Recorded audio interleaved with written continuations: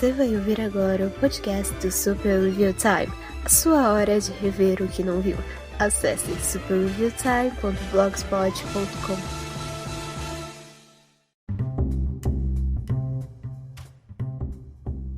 Olá e sejam bem-vindos a mais um episódio do Super Review Time. Eu sou o Kapan Katsuragi e hoje a gente vai conversar um pouquinho sobre o Disney Plus. Este é o quadro onde eu resenho, onde eu comento qualquer coisa do original do Disney Plus que eu tenha saco de ver. Eu ainda não criei saco suficiente para ver Diário de uma Futura Presidente, então porque sinceramente, entre ter que ver Diário de Futuro Presidente e Prop Culture, eu vou ver Prop Culture, né? Porque é óbvio, eu não quero ouvir sobre como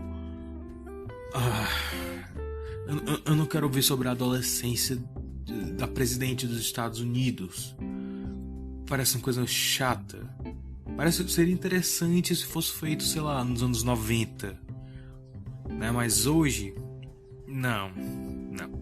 Eu comentei isso com mais detalhes no outro podcast, não é hora para isso, mas vamos lá.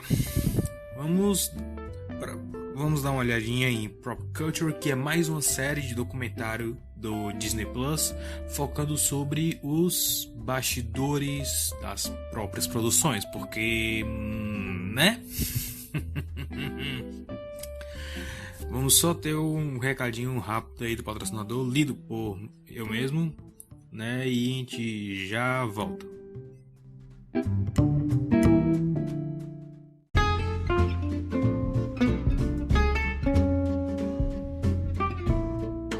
Olá, eu sou o Kapan Katsuragi e se você acompanha meu trabalho há algum tempo sabe como eu fiquei pulando de plataforma em plataforma atrás de uma plataforma boa de podcast, né? Eu encontrei algumas, mas nenhuma como a Anchor e eu estou migrando definitivamente para ela. Você ainda vai poder ouvir o podcast no Castbox e no Spotify, porque o Anchor ele distribui para o Castbox, para o Spotify, para o Apple Podcast, para outras plataformas. Então você vai poder continuar acompanhando do jeito que acompanhava. Mas o Anchor ele tem algumas funcionalidades diferentes, né? Se você tem um aplicativo no celular, você pode mandar uma mensagem de áudio diretamente para mim, né? Ou para qualquer outro podcast que você admire, que você queira mandar alguma pergunta, alguma sugestão, algum elogio, alguma ameaça de morte, enfim. E ele vai poder usar esse trecho no podcast, vai poder fazer algum comentário, vai poder responder a sua pergunta, vai poder fazer alguma piada. Então é uma interação interessante, eu gostei, e dá para editar direto do celular, dá para editar direto do computador, gravar também direto do celular e direto do computador, então é uma mão na roda. Se eu quiser gravar alguma coisa no meio da rua, se eu quiser gravar na faculdade entrevistando alguém, é uma mão na roda, é muito fácil. E se você fizer por zoeira, é ótimo. Se você fizer profissionalmente, dá para monetizar.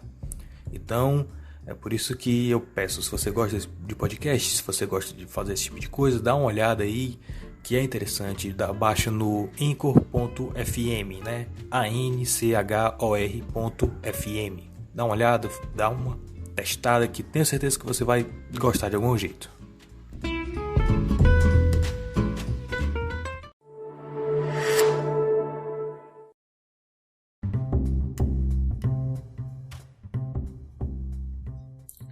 Ok, do que se trata Prop Culture?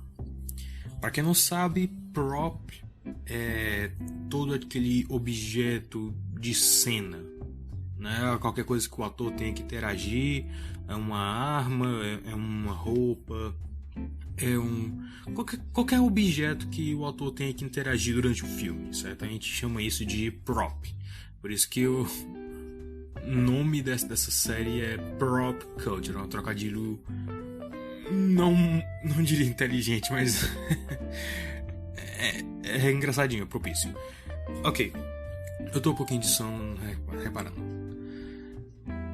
Sobre o que se trata Prop Culture? Bom, a gente acompanha um cara chamado Dan, né? Ele é colecionador desses artefatos, né? Depois que um filme termina a produção, uma forma do estúdio ganhar dinheiro em cima, além de enfiando cereais e lancheiras e jogos e qualquer outra coisa que eles possam tacar o personagem na embalagem. Outra forma de ganhar dinheiro é vendendo as coisas do próprio filme, né? Acontece muito em animação. Você tem animação antigamente, né? A animação tradicional usava celulose, usava umas folhas transparentes para fazer os desenhos, né? E aí o que acontece? Você tem zilhões dessas folhas que você usou para fazer a animação, para fazer o filme. O que você faz? Algumas delas você acaba vendendo, né? E aí isso vai parar nas mãos de colecionadores, vai parar nas mãos como é o nome daqueles galpões? Aqueles galpões que o pessoal bota lá pra ficar guardando e quando não paga os caras só vendem tudo que tá lá. Tem um programa no History só sobre isso. Então, a Disney é uma que não costuma fazer isso, né?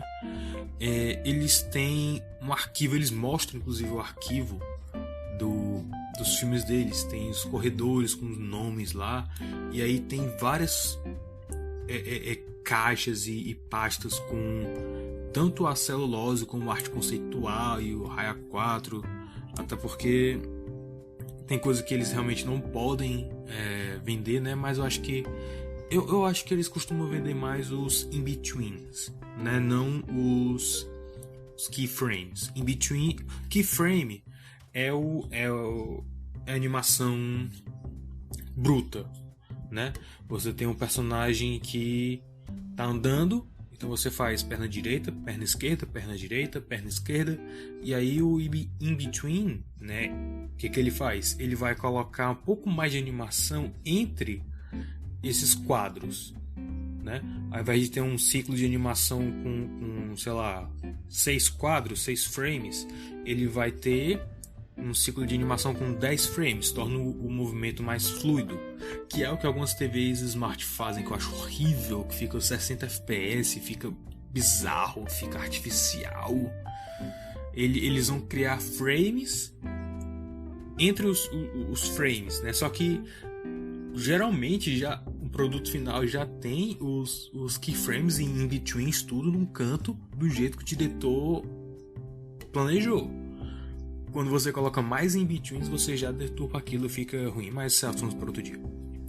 Então, esse cara ele vai em busca desses artefatos, tanto as células de animação originais como os objetos de cena, como os props. Ele mostra toda a abertura, mostra um pouco da coleção dele. Ele tem aqui eu tô aqui com as fotos abertas. Ele tem aqui a roupa do Rocketeer, né, no manequim. Ele tem a roupa do Hellboy com a maquiagem, que eu acho que é um busto que foi vendido por fora. Ele tem a fantasia do Leonardo, da Tartaruga Ninja, do V de Vingança. Ele tem um Aslan, olha só. Ele tem um Aslan ali. Tem um bicho que eu não faço a menor ideia de onde seja, mas ele me parece muito familiar. Ele aparece do lado do Aslan, eu não sei o que é. Parece um dinossauro, a boca muito achatada, dentes, eu não sei que bicho é esse. Ele tem um set das cabeças do Jack Skellington, né? Então, acontece muito mais com filme live action ou animação que use técnicas de live action, como stop motion, né? Menos com fantoches. Fantoches que dá trabalho fazendo fantoche, você pode reutilizar e etc. E aí, os episódios dessa série é basicamente ele caçando esses artefatos. Mas não necessariamente caçando para ter, para comprar, né? Ele tá atrás realmente das histórias. E tem umas histórias fascinantes aqui. Geralmente ele leva algum do próprio acervo dele, alguma coisa do próprio acervo dele, né? No primeiro episódio ele vai atrás cadê aqui? O Globo da Mary Poppins, né? E aí é interessante porque assim, ele tá atrás da história por trás daquele objeto. Aí tem umas histórias mirabolantes, né? Que às vezes são tão mirabolantes que acaba você decidir acreditar ou não. Por exemplo, o Globo da Mary Poppins. Conta-se, né, eles contam isso nessa série, conta-se que depois da produção o Globo foi tipo jogado fora, né? O zelador achou no lixo e aí ele achou interessante e guardou. E aí descobriram que tinha o Globo original da Mary Poppins no armário do zelador. Só que ele tava sem a base. Leva algumas perguntas. Não é que eu não fui atrás de olhar pra ter certeza se alguém responder, tipo, se jogaram o globo todo fora, onde é que foi para a base? Né? O zelador tirou a base quando acharam que tava sem a base, porque ele encontra o cara que que foi contratado para refazer o globo pro Mary Poppins Returns, né? E aí ele fez um pro filme e fez um pra ele mesmo, né? Que, né? Ele teve que refazer a base, ele refez a catedral, mas eu acho que no filme usaram todo novo mesmo. Ele também encontra com o irmão Sherman que tá vivo. Eu nunca decoro o nome deles. Nunca decorei o nome deles, eu não consigo decorar. Eu só lembro que tem um que andava de... Qual é o nome daquele negócio? Não é muleta, é outra coisa. De cajado... Bengala. Um deles andava de bengala, porque era um ferimento de guerra, e o outro não. Né? O que morreu aqui não andava de bengala. Não, o que morreu é o que andava de bengala. Aí ele encontra com o irmão vivo, ele toca lá Feed the Birds, ele conta aquelas mesmas histórias com a Disney. É legal porque assim, ele dá tempo pro cara contar as histórias, né? Só que essa história que a gente ouviu tantas e tantas vezes, quem já foi já conhece, então ele não passa tanto tempo naqueles detalhes, né? Ele mostra o que é novo, porque eles estão no escritório do Walt, então ele diz, ele traz a gente pra cá. Então tem só esses detalhezinhos, mas ele não passa muito tempo na informação, na realidade. E aí depois ele conta até que a ideia original da cena dos pinguins é que fossem garçons, né? E o Walt disse, sabe o que me lembra garçons? Pinguins. Traga os garçons por pinguins. Aí ficou isso, né? E o prop que ele foi atrás, que eu não sabia, eu acho que eu nunca tinha visto isso na minha vida antes. Eu imaginava que eles tivessem usado alguma coisa assim, mas eu não sabia que eles tinham usado. São os pinguins em escala, feito de cartolina, ou de papel cartão, é um prop físico, é um pinguim físico, né, 2D, que eles usaram para os atores saberem para onde olhar, saber a composição da cena, onde é que vai cada pinguim e etc. E aí não só isso, mas ele encontra com a coreógrafa da sequência de Step in Time. E eu fiquei meio decepcionado porque eu quero confirmar aí uma história que eu vi no DVD de Mary Poppins, eu tenho um DVD duplo. Eu quero confirmar essa história que eu não tenho certeza se eu já ouvi, se é coisa da minha cabeça ou se é mesmo, porque eu não encontro essa informação em lugar nenhum. Se você você tiver visto essa informação em algum lugar, me avise, porque é o seguinte, eu tenho o DVD, eu posso assistir, mas o meu quarto tá quarentenado agora, eu não tô afim de chegar lá pra pegar mofo, né, porque tá uma zona lá de goteira e papelão, eu não quero entrar lá pra pegar mofo e ficar doente. E meu computador não lê mais DVD, eu não sei porquê, provavelmente é alguma coisa com Demon Toons, mas eu não tô afim de tem como assistir, mas eu não tô afim de fazer um trabalho gigante só pra procurar essa informação específica, não agora. Então é o seguinte, a história é a seguinte, teve um momento, eles mostram momentos do ensaio da sequência de Step in Time, que são os mesmos que estão no DVD, eu lembro deles, mas eles não contam a história de que o Walt Disney uma vez ele foi para os ensaios para ver como é que tava saindo e tal, aí a coreógrafa e o marido dela na época, eles saíram para pegar comida, alguma coisa assim. Eles saíram, tiveram que sair. E deixaram lá o Walt com os caras ensaiando. Quando eles voltaram, o Walt tava de braços dados com eles dançando. Eu quero muito achar essa informação. Eu não consigo. Eu procurei para escrever a resenha de Mary Poppins para a retrospectiva do Tim Walt, mas eu não consegui encontrar essa confirmação em lugar nenhum. Então, ele encontra a coreógrafa, né? E ele mostra para ela os pinguins e ela diz que não guardou nada daquele tempo, mas que gostou muito. E aí ele mostra para ela uma das vassouras que foi usada na sequência. E aí ela fica emotiva e tal. Aí ela tipo, ela posso tocar? E ele, não, isso é muito delicado, os caras... Eu tô usando luvas pra não danificar e tal. Ela pega assim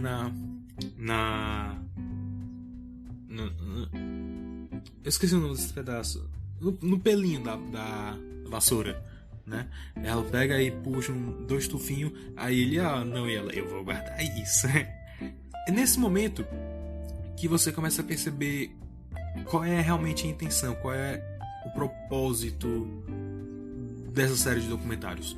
Não é só mostrar o prop em si, não é só mostrar o objeto em si, é mostrar o que eles representam para quem trabalhou nas produções. Né? Alguns deles ficam muito emotivos, porque é o tipo de coisa que eles fizeram há 30, 40 anos atrás, então tem um significado especial. Às vezes foi uma coisa de uma vez só, como no caso da coreógrafa. Acho que foi a única vez que ela trabalhou com a Disney. Então é interessante a história por trás desses props e o que eles influenciaram na vida do pessoal que trabalhou, né? É muito interessante. E assim, eu acho que assim como Imagineering Story, tem material aqui completamente inédito, especialmente porque tem umas artes conceituais aqui que eles disseram que não foram assinadas, é como se eles tivessem contratado freelancers. Eles não assinaram as obras, eles encontraram o cara que fez uma das obras e botaram ele para assinar, mas as outras ficou meio incerto. O cara inclusive que fez a roupa da Mary Poppins, a meninazinha que fez a piveta qual é o nome dela? Jane Banks, né? Pegaram a Jane Banks e mostraram a roupinha dela, coisa mais fofa do mundo. Muito legal. Aí também tem um episódio sobre Tron, que é interessante, porque Tron é um filme que é muito celebrado pelo avanço tecnológico digital, mas ele usou muita coisa física, né? E aí é legal dizer... É legal mostrar o cara que fez o Tron, né, que atuou como o Tron, contando que o que eles usavam, a roupa que eles usavam como programas, tiveram que mandar uma carta, né? Não, cadê aqui? Pegar o quote certo. Eu acho que eu não tirei print do quote. Ok. Meu Deus, eu sou uma desgraça. Alguém lá de cima do estúdio mandou uma carta pra equipe de produção dizendo pra quando eles saíssem do set de filmagem, fosse pra outro canto, que eles usassem os roupões da produção, porque era constrangedor. Eles estavam usando basicamente aqueles Zentai, né, com algumas coisas por cima. Então dava pra ver todas as formas do corpo do pessoal. O que mais aqui que tem? Sim, tem maquetes. Eles mostram maquetes dos Correios de Tron. Interessante. Inclusive tem um dos coisas que os caras usavam naquele jogo de bolinha, de ficar jogando a bolinha um pro outro, que eles customizaram. Então, o cara que apresenta o programa, ele diz que só viu na vida dele ser anunciado, e o cara lá tava mostrando o outro, né? Um amigo dele que tem gerencia um leilão lá de colecionáveis. Ele disse, Então só existem 2 em existência, né? Provavelmente, porque só tem duas pessoas no filme que usam isso ao mesmo tempo. É muito improvável que tenha mais. E aí eles visitam o cara que fazia as pinturas, né? Fazia as pinturas de Tron, de Mary Poppins. E eles mostram bem como eles faziam as pinturas. É muito interessante. Tron é interessante porque assim, a única cena que o cara teve que realmente pintar, que para quem não sabe, antes da computação digital, é quando você tinha uma parte muito grande do cenário, né, mas que seria muito caro para fazer, você chamava alguém para fazer uma pintura a óleo com guache, fotorrealista, e aí colocava na frente da câmera com um buraco. Esse buraco era onde ia ficar a ação de verdade. Por exemplo, aquela cena do Sr. Banks em Mary Poppins, quando ele está andando para o banco, aquele banco ali é pintado. Eles pintaram o banco, aí cortaram só o pedaço que aparecia o Sr. Banks e um pedaço do set, né? E aí jogaram lá. É isso que eles fizeram. E aí é legal. Tem outro quadro do Mary Poppins que eu acho fantástico.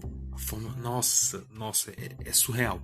O cara pintou a visão aérea de Londres antes da sequência Step in Time, quando eles estão andando nos telhados.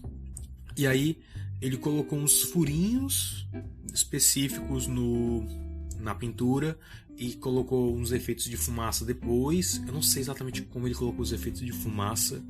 Eu acho que eles gravaram fumaça em chroma key e só jogaram por cima.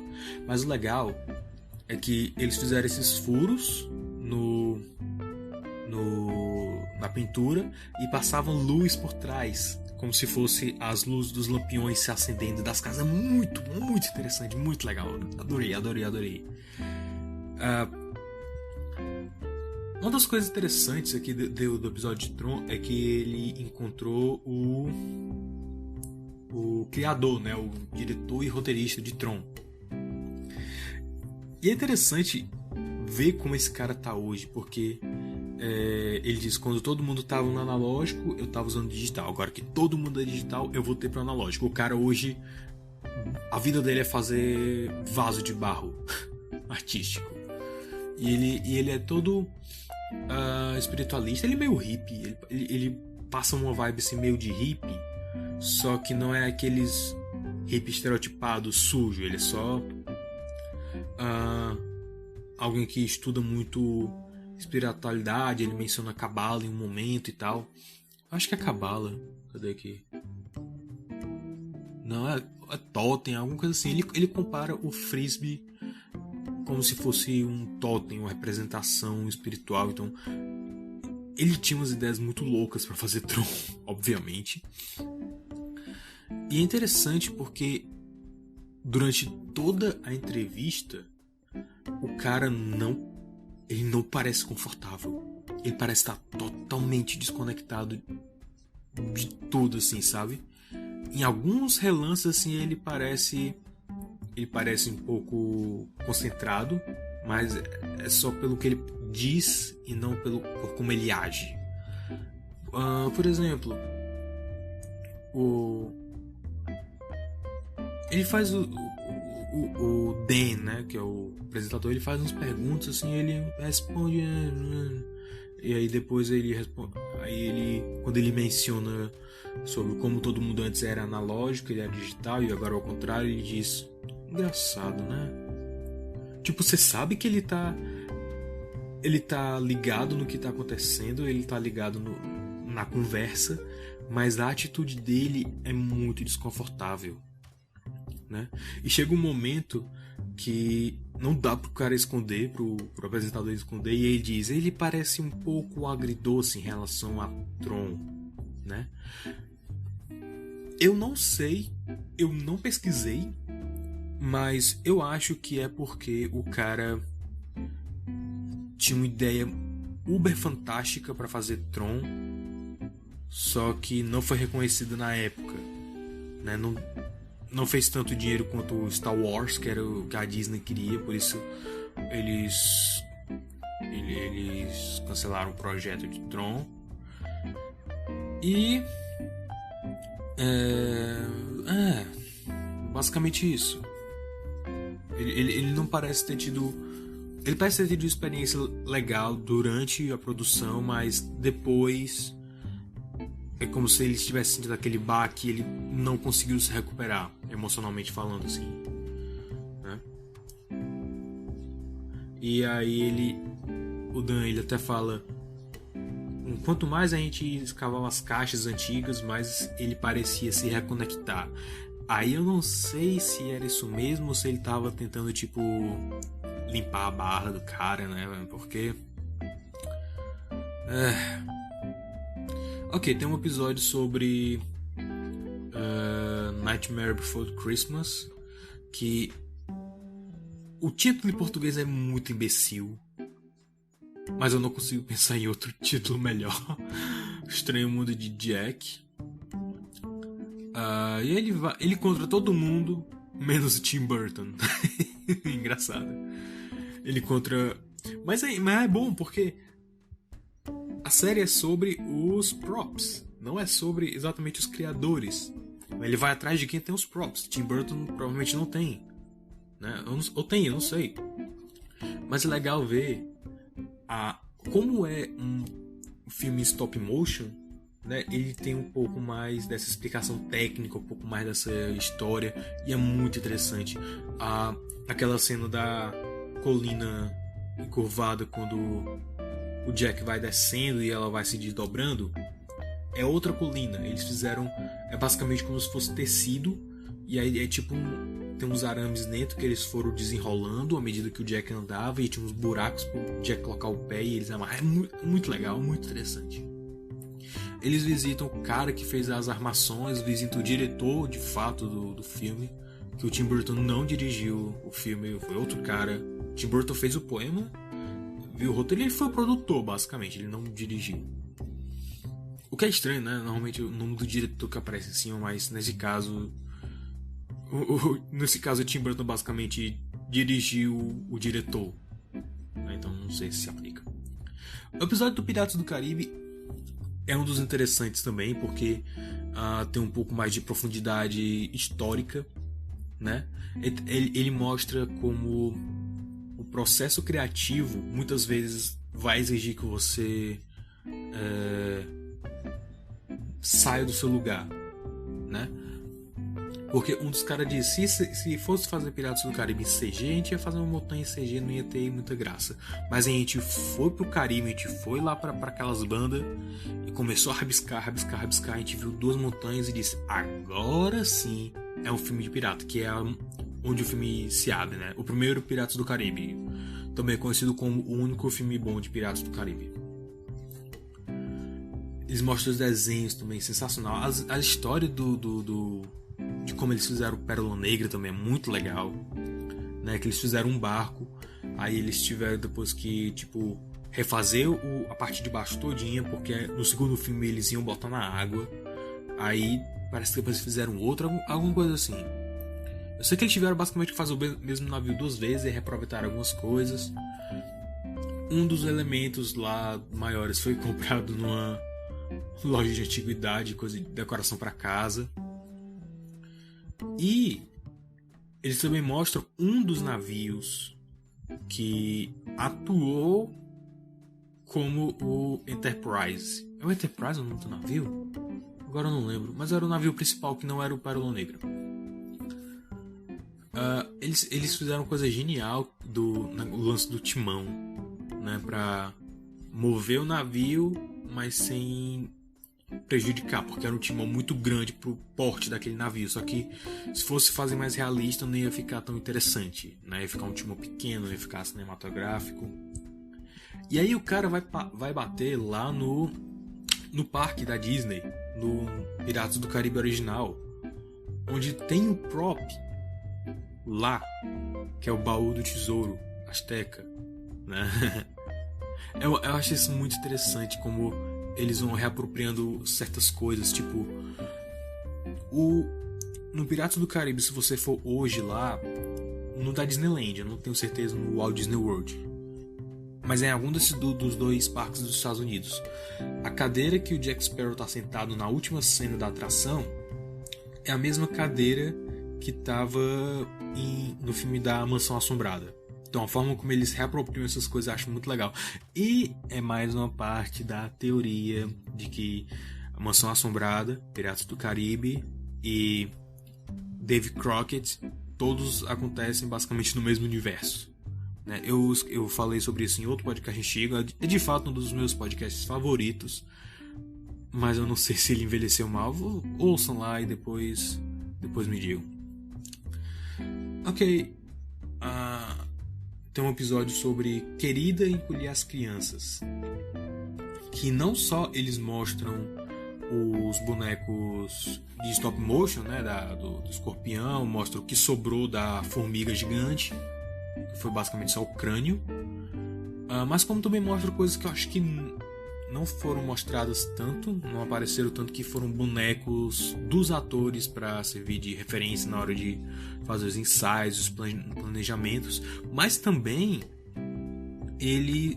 o Dan, com a autorização dos arquivos Walt Disney, ele reconstruiu, né, ele restaurou a máquina de colhimento pro estado original, porque eles fizeram modificações pro segundo e pro terceiro filme, e aí ele mostra o cara lá, o amigo dele, fazendo as modificações e indo atrás dos objetos originais, tipo o botão de liga e desliga da máquina era um comunicador da IBM dos anos 80 ou era 70, acho que era nos anos 70, e o cara foi atrás de um igual pra restaurar. Então assim, é muito legal isso, acho muito legal. Ele encontra o Rick Moranis, né, que basicamente se aposentou de atuar, tirou o cara de casa pra falar 10 minutos sobre Querida Encolher as Crianças. Muito legal esse cara. Ele conta as coisas muito interessantes também, tipo como todos os óculos que ele usava nos filmes eram óculos de grau real, então ele basicamente guardou todos eles. Ele parece um cara legal. Ele tá cotado pra voltar, né? Parece que a Disney quer fazer um remake ou um reboot de Querida Encolher as Crianças, e parece que ele vai voltar. Eu não tenho certeza, mas eu espero muito que sim. O próximo episódio é sobre Crônicas de Nárnia. E aqui, por algum motivo, a coisa que mais me chamou a atenção nesse episódio foi mostrarem o Francis de Vida de Inseto, porque ele parece ser resquício da land de Vida de Inseto que tinha na Disney, mas eles acabaram destruindo, porque eu acho que eles foram botar outra coisa por cima, não lembro agora o que era, mas eu acho uma pena. Eu queria muito visitar a Bugs Land, muito mesmo, não tem ideia. É tipo Toy Story Land, só que no quintal de casa, cara. É sensacional. Talvez algum dia eles restaurem, quando fizerem o remake live action de Vida de Inseto. E aí eles vão colocar em cima da Star Wars Land, né? Além dele mostrar o trenó da bruxa pro cara que fez o Gnabreak, né, que eu descobri agora o nome dele. Quase 15 anos depois eu descobri o nome desse personagem. Eu me toquei, parece com o Unica Break, que é outro personagem anão. Enfim, eu divaguei.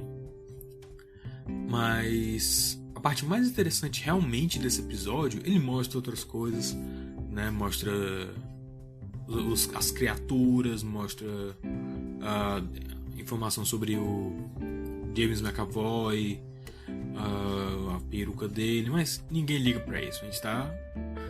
A coisa mais legal desse episódio é realmente as histórias do diretor Andrew Stanton. É muito legal, porque eu vi Crônicas de Nárnia com comentários quando era pivete, né? Então eu lembro de muitas coisas que eles mencionam aqui, como quando a Susana teve que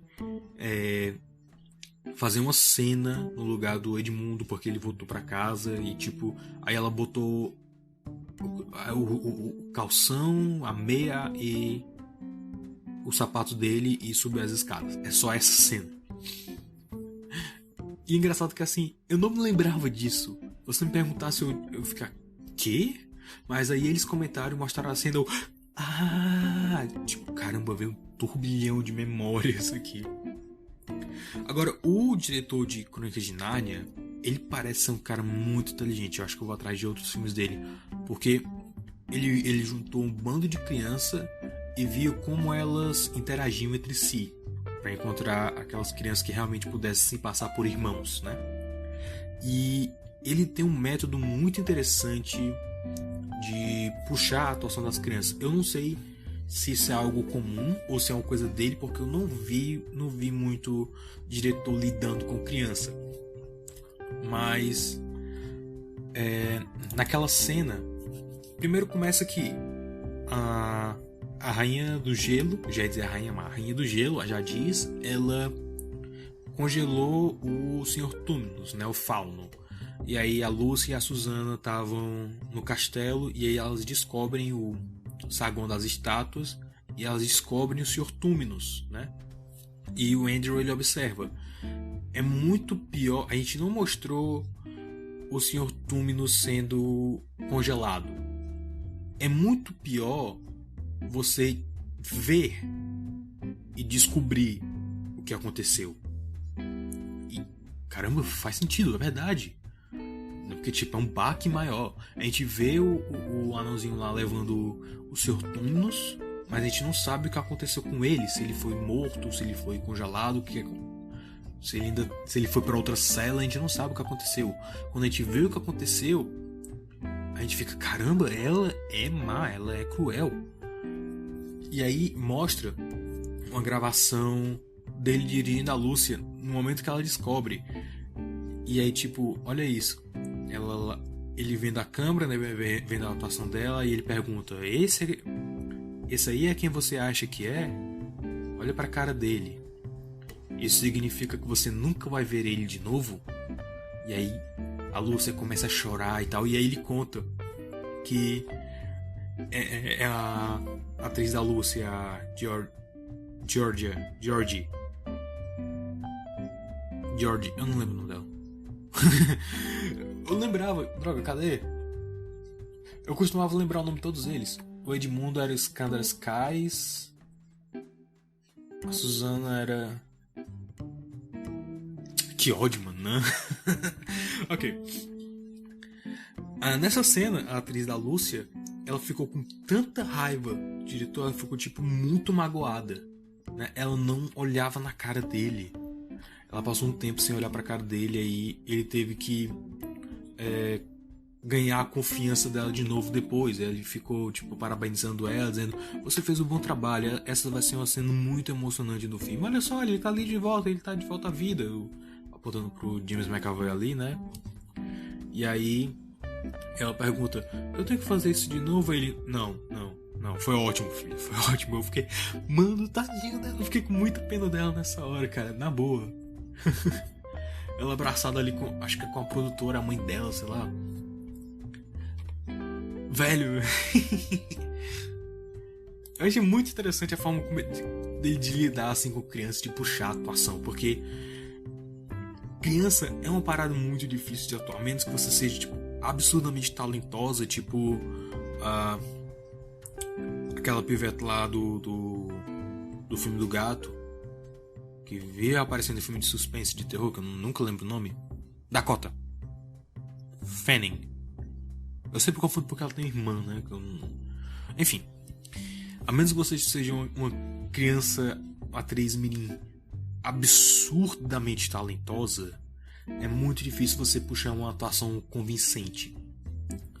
Eu acho que toda a preparação, tudo que o diretor fez antes das gravações, tanto no sentido de aproximar as crianças com uma família e construir a relação da Lúcia com o Sr. Túminos, eu acho muito sensacional, muito, muito fascinante. E aí o Dan vai lá pro amigo dele, que tem a maior coleção de Crônicas de Nárnia. Ele tem umas paradas absurdas, ele tem um Aslan, ele tem as armaduras, ele tem a roupa do Sr. Tumnus, os pacotes que o Sr. Tumnus nos leva. É uma coisa de louco, assim, é coisa de louco. E aí é engraçado porque ele faz um trato com esse amigo dele, né? Ele diz, olha, eu tô chamando uns amigos aí e eu quero emprestado a roupa da Lúcia pra mostrar. Em troca, você pode ficar com essas roupas aqui de Nárnia da minha coleção. O cara faz a troca de dar as roupas que ele tem em troca de só pedir emprestado a roupa do amigo. Pois é, aí ele junta os atores mirins hoje, né? Menos o Skender. Eu não sei por que raios o Skender não apareceu. Não sei se foi... Provavelmente foi um conflito de agenda, mas estava lá o Pedro, a Susana e a Lúcia. E é engraçado notar que a Lúcia tá maior do que a Susana hoje. É muito engraçado. E ela tem o maior sorriso do mundo. Meu Deus, ela é muito fofa. Cara, eu acho que foi nesse momento que eu fui realmente... eu fui maior impactado, especialmente por causa da reação deles, né? Talvez porque eles sejam mais ou menos da minha idade e tal. Mas a reação deles vendo as paradas que eles filmaram é muito legal. Cara, o sorriso que eles abrem na hora que eles veem as paradas é muito, muito legal. É muito... sabe? Sentimentos. E aí, é uma parada que a Susana, a atriz da Susana, ela menciona umas coisas que eu sabia que tinha, mas que eu nunca tinha visto, né? Nos comentários do DVD, alguém menciona, acho que é o diretor, que os pés da mesa do acampamento lá tem um leão entalhado, né? Quando Aslan chama a feiticeira pra tenda pra discutir o acordo, quando ele sai, tem tipo uma mesa dentro, e aí essa mesa tem um leão entalhado em cada pé. Ele diz, esse não é o tipo de coisa que o público vai notar, mas se não tiver lá, o público vai notar. Fiquei, quê? Hã? Isso nem faz sentido, cara. Qual é? Mas de uma certa forma ele tá certo no sentido de que serve pra não exatamente o público, mas pro elenco ter um sentido do lugar, do clima do filme, né? O elenco vai sentir este é um lugar real, então a atuação deles vai ser elevada por causa disso. No caso da Susana, ela menciona as flores, né? Tem uma flor, eu não lembro exatamente qual é o nome delas em português, mas é as flores que ela usa de coroa lá pro final do filme. Essas coroas, essas flores estão entalhadas na aljava dela, das flechas, né? Porque a produção escolheu que essa vai ser o símbolo da Susana. Aí, tipo, em várias coisas usadas por ela, como a aljava, como a coroa, como um broche, tem essa flor entalhada.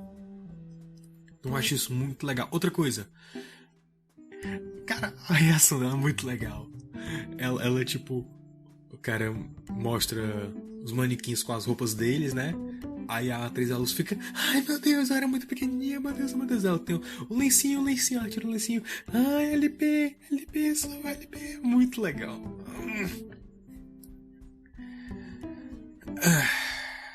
E aí depois tem um episódio sobre Roger Rabbit, que na real não tem muita novidade, mas é sempre interessante ver os atores interagindo, tipo Christopher Lloyd interagindo, contando alguma coisinha e até atuando, né? Ele faz uma interpretação rápida do Juiz Doom.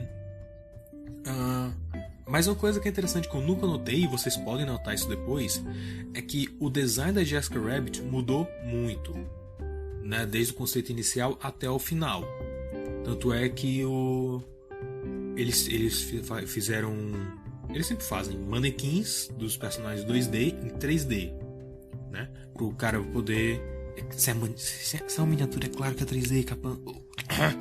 Eles fazem uma miniatura dos personagens 2D, né? Pro animador poder ter uma ideia de como fazer o personagem em 3 dimensões. E esse modelo dela é diferente do modelo final. O busto dela tá menor, as pernas são menores. Então eles deram... Acho que o olho dela também é um pouco menor. Não, eles aumentaram os olhos e diminuíram os lábios no filme final, ok. Mas o negócio é... Eles mostram o jornal e as fotos que o Ed tira dela com o produtor de cinema lá. E o design dela tá totalmente diferente. Ela tá... O acabamento é diferente, parece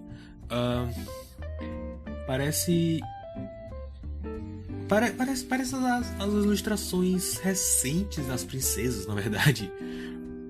Uma ilustração, só que mais chapado, né? Porque a ilustração oficial hoje, elas têm um degradê de cor e tal, tem um gradiente aqui, tá um pouco mais chapado a iluminação. Mas é um design totalmente diferente. A Jessica Rabbit tem um rosto, uma cara meio de bolacha. Aqui ela tá um pouco mais entroncada, tem um queixo maior, mais alongado. O cabelo tá bem menor, assim, menos volumoso. Ela tá com outra roupa totalmente diferente. Então, eu nunca notei isso. E eu vejo esse filme desde pivete. Eu nunca notei que o design dela tava diferente aí, tipo... Ok, não dava pra ver direito no VHS, mas a roupa dela tá diferente? Que raio? O último episódio é sobre o Muppet Movie. E é demais, é muito legal. É muito legal. Cara, não é nem tanto sobre o filme, é muito mais sobre Jim Henson. Como ele fazia as coisas. Sabe? Ele chegou na agência de publicidade pra... Eu comecei a auto-rotando um pouco, desculpa. Ele chegou na agência de publicidade pra ver alguém pra fazer os pôsteres do filme dos Muppets. E aí o cara disse, ó, eu tomo esse bloquinho aqui, vá no nosso corredor e anota os pôsteres que tu gostar. Aí passou uma hora e meia, voltou. Ah, tá aqui. Os caras... vai ser fácil. É o mesmo cara que fez todos. E aí o Drew Struzan, que você conhece a arte dele, é um artista fantástico, fez pôster pra uma pancada de filme, inclusive de Volta ao Futuro, Star Wars, e eu acho que fez pra Parque dos Dinossauros também. Não, ele fez pra Indiana Jones. Certo. Ele fez o pôster pro filme dos Muppets, né? E ele disse... O Jim Henson disse que ele tinha acertado a emoção de cada personagem, exatamente assim como ele via todos os personagens. Ele disse: ninguém mais é autorizado a pintar os Muppets além de você. Pois é. Tem algumas fotos raras também que eles mostram, tipo a Miss Piggy com o Mel Brooks, né? E as roupas que a Miss Piggy usa, né? Que vendo de perto é absurdamente detalhada.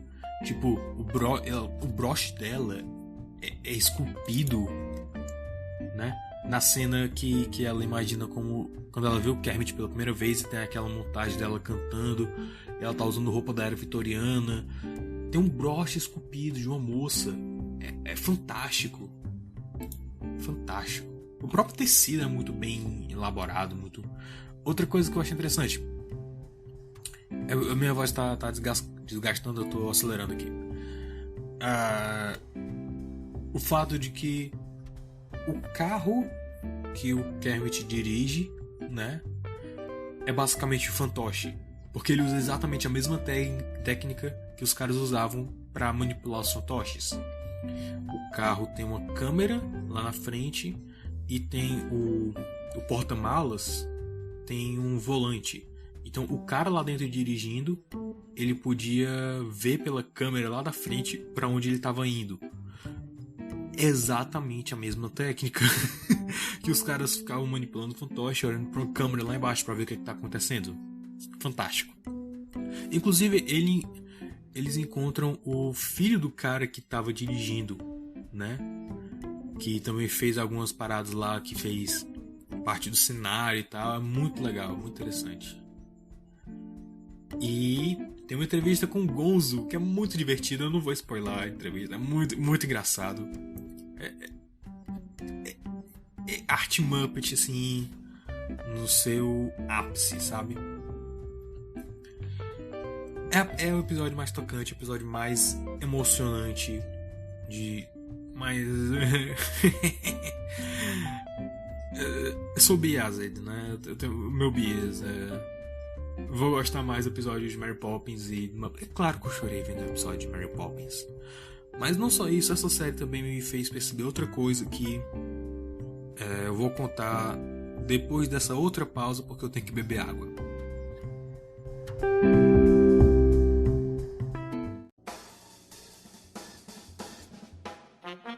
Você está ouvindo o podcast do Super Review Time. Acesse superreviewtime.blogspot.com.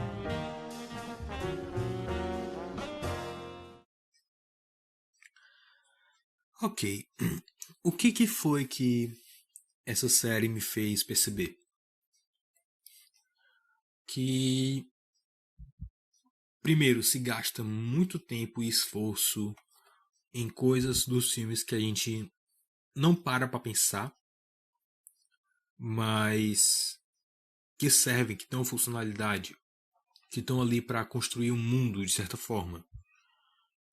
E que às vezes você não deve pensar nelas, mas se você parar para pensar nelas, você acaba criando um nível de apreciação maior, né? Quando os caras mencionam no episódio de Piratas do Caribe que se fosse para fazer todo o cenário em CG não ia ser a mesma coisa, eu acho que essa arte de sair para procurar um lugar para fazer um filme, de sair em loja em ferro velho para fazer uma máquina, um robô, um apetrecho que seja, eu acho que é uma arte que está morrendo aos poucos. Tem pouca gente que ainda tem gente que ainda faz isso. Os filmes de Star Wars recente meio que fizeram isso também. Só que eles usaram efeitos práticos, mas eles melhoraram com efeitos digitais, né? Mas tem muito efeito prático ali, muito efeito químico que é interessante, mas é meio que uma arte morta já. Não tem mais essa engenhosidade, sabe? Essa coisa de é tudo feito no computador agora. Não precisa mais criar um objeto, criar um cenário, sabe? Com papel, material real. Faz tudo no computador. Mas isso acaba empobrecendo o filme, de certa forma. Empobrecendo a experiência, assim, né? Porque, cara, eles não precisavam colocar tanto entalhe, tanto enfeite na aljava da Susana. Mas se eles não fizessem, talvez ela não estivesse tão dentro do personagem, sabe? Se um exemplo aqui ótimo aqui. A reação da Lucy entrando em Nárnia foi real. Eles fizeram um corredor imenso no guarda-roupa, né, dentro do guarda-roupa, com um monte de casaco, e aí botaram ela com os olhos vendados. Ela não viu o set de neve, não viu Nárnia. Então, aquela surpresa dela é real, né? Usar essas coisas reais melhora muito não só a experiência do ator, como do público. Porque assim, você pode assistir Monstros S.A. e pode se impressionar com a capacidade de um computador fazer todos os pelos individuais do Sully se moverem e com neve, né? Como o meu primo, toda vez que ele menciona alguma coisa assim, eu acho que foi uma coisa muito importante para ele, que toda vez que a gente fala sobre alguma coisa assim, ele menciona esse evento específico. Ele diz, cara, quando eu era pivete eu fiquei impressionado como fizeram isso. Eu fiquei, verdade, até hoje eu tô impressionado, né? Aquelas anedotas sobre como exagerado era, que levava, sei lá, 3 dias para renderizar um frame do Sully e tal. E, ok, é impressionante. Envolve um nível de habilidade artístico e técnico absurdo. Mas não é acessível pra gente. Quando você quando você usa computação gráfica, você acaba criando coisa mais fotorrealista, mas ao mesmo tempo acaba sendo meio distrativo. Por exemplo, Moana. O efeito de água e de cabelo em Moana é espetacular. Só que não parece ser algo que eu poderia fazer. Quando eu vejo a pequena sereia, a forma como o cabelo dela se mexe na água, continua parecendo algo que eu provavelmente não poderia fazer. Mas eu posso fazer algo parecido. Eu posso pegar um caderno do colégio, um bloco de notas, e tentar fazer alguma coisa parecida, só olhando, sabe? Efeito prático é uma coisa que aproxima o público do filme. Você assiste Godzilla ou algum filme que tem esses efeitos especiais mais tradicionais, mais old school, e você fica, cara, como eles fizeram isso? Como eles fizeram para essa fantasia não pegar fogo, sabe? Cara, você vai na Mansão Assombrada da Disney, que eu acho que mesmo sem nunca ter pisado fora do Brasil, provavelmente Mansão Assombrada é uma das minhas atrações favoritas, porque ele usa muito desses efeitos práticos. É ilusão de ilusionista. É ilusão de ilusionista, capa, muito bem. É ilusão de mágico teatral, clássica dos anos 1800, 1900. É Pepper's Ghost, é mistura de projeção. E eles misturam efeitos novos e antigos, o que gera algumas polêmicas, mas contanto que eles mantenham aquela coisa. Por exemplo, a Madame Leota. No começo, a bola de cristal dela ficava só na mesa, né, e tinha a projeção dela dentro. Ok. Nas revisões, conseguiram fazer ela flutuar, mas ainda é uma projeção. Ok. Os fantasmas caroneiros que aparecem no final, né, antes eram um Pepper's Ghost, agora é uma projeção 3D. Em CG, eu não sei se eu gosto, porque eu nunca vi fisicamente, nunca vi de verdade.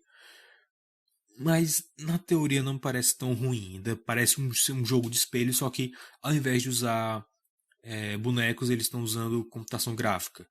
Talvez a computação gráfica nessa cena específica seja menos efetivo do que usar um boneco real, né?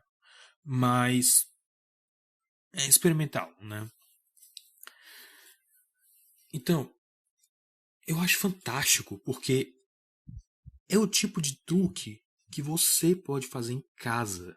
Eu já fiz isso mais de uma vez. Eu fiz um teste usando. Eu passei a manhã toda, inclusive, gravando 30 segundos de vídeo. Gravando um teste com a minha cabeça como o Mágico de Oz, naquele cabeção e tal. Só que no caso aparecendo no meu computador, né? Não, eu fiz a parada mesmo, Pepper's Ghost mesmo. Eu também fiz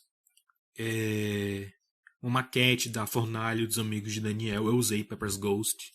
E é o tipo de coisa que eu aprendi com a Mansão Assombrada. É o tipo de coisa que eu aprendi com efeito prático, efeito físico.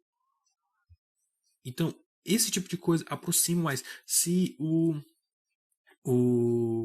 Pérola Negra não fosse um navio de miniatura, tão bem detalhado como é, porque é fantástico.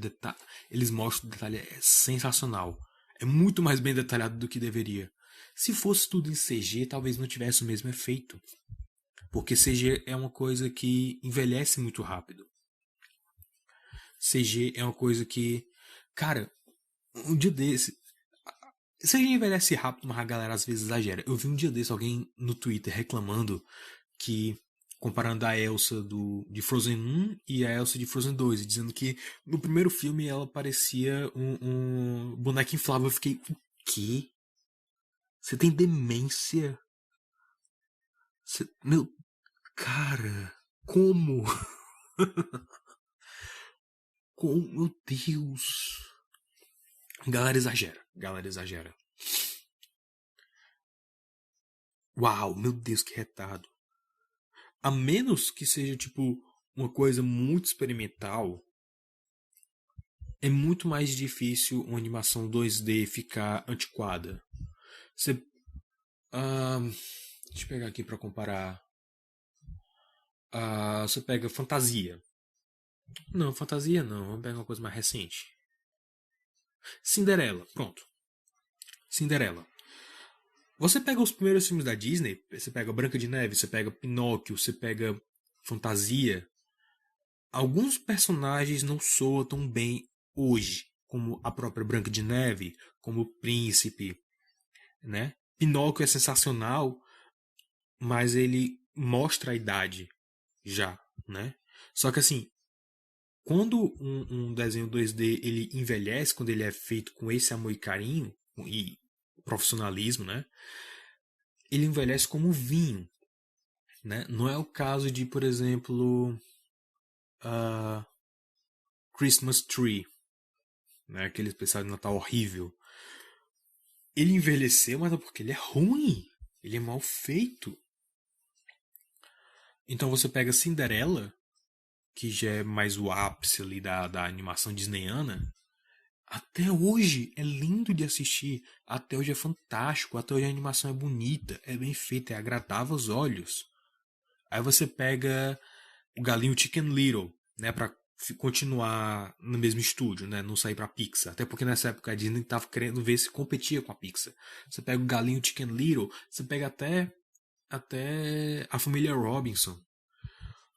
Não envelheceu também. Não envelheceu. Os figurantes de Chicken Little são muito. Parece muito massinha em alguns momentos.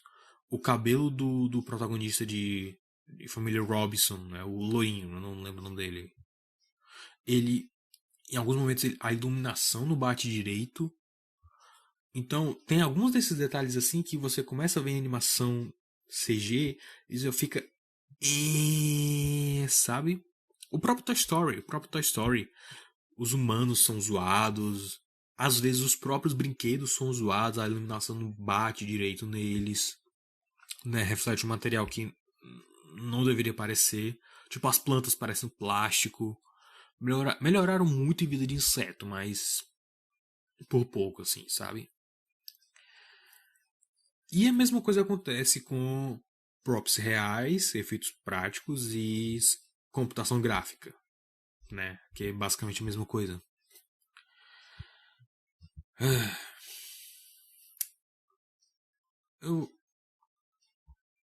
Vai começar a chover.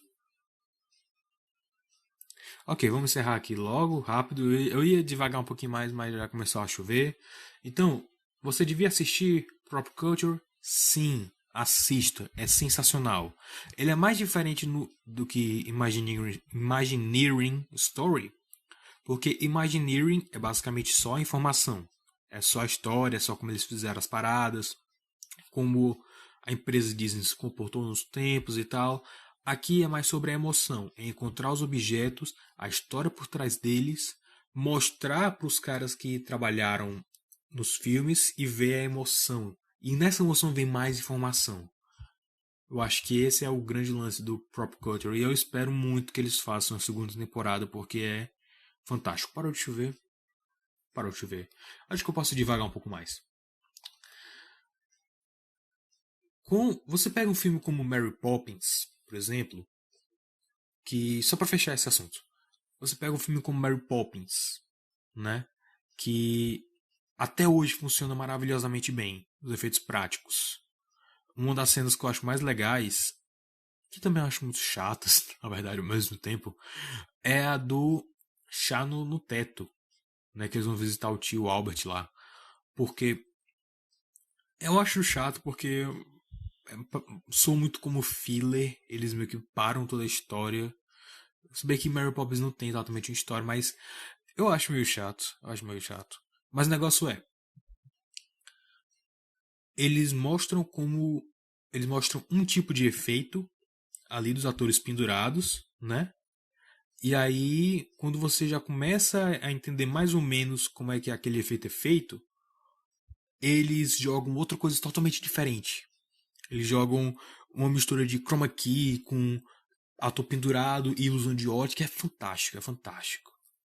E aí você vê que tem muito mais trabalho naquilo, num efeito prático, num efeito que exige mais recurso, que exige mais quebrar a cabeça para saber como fazer aquele efeito funcionar, do que uma coisa simplesmente feita em computação gráfica.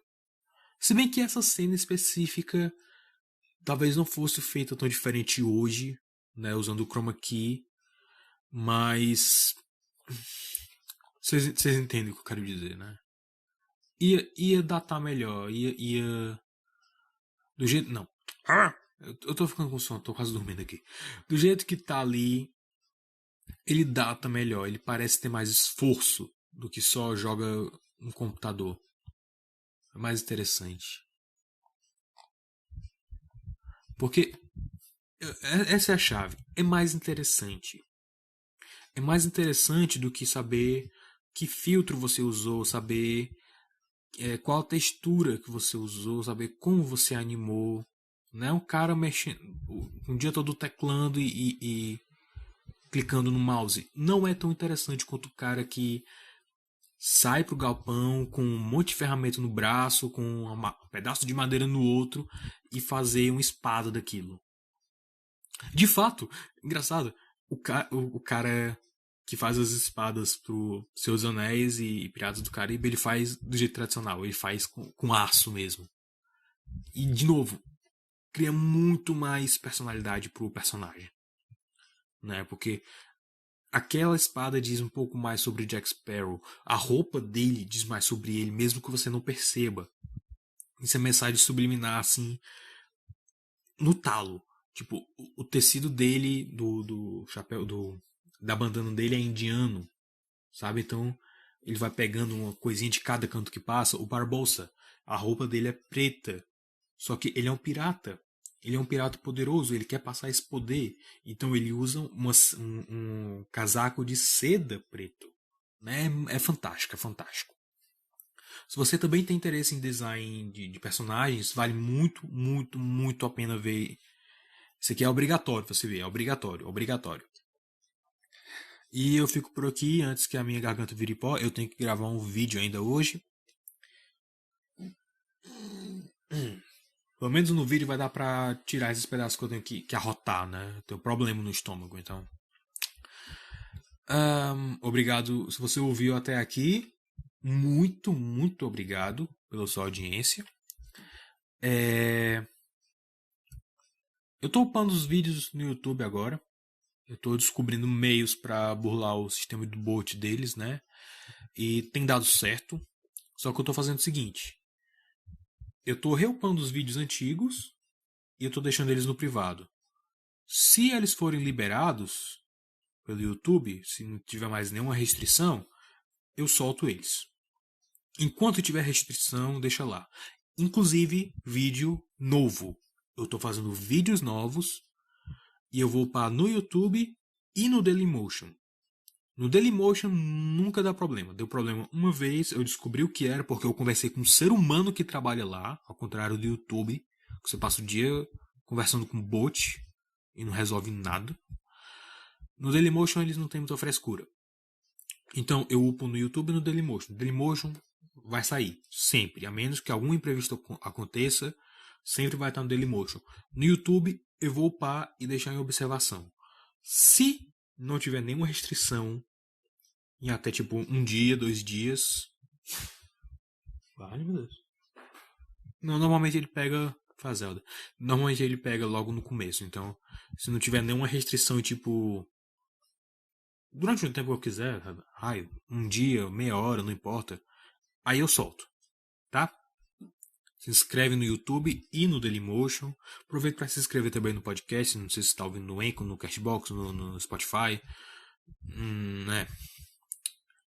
E rede social, Super Review on Time, onde você quiser. Eu não tenho usado tanto o Facebook, porque eu tô sem saco de usar o Facebook e ele acaba sendo pesado demais pro meu navegador. Meu computador é basicamente 2 torradas com uma batata dentro. E uma tomada ligada na batata. É isso, eu vou gravar o vídeo ali. Tchau e obrigado pela audiência. Eu não tô mal-humorado, eu tô só cansado, tá? Eu não queria terminar parecendo tão mal-humorado. Obrigado.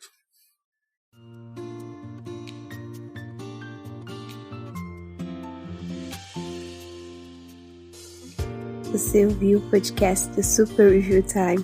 Para mais resenhas e vídeos de coisas semi-obscuras, acesse superreviewtime.blogspot.com.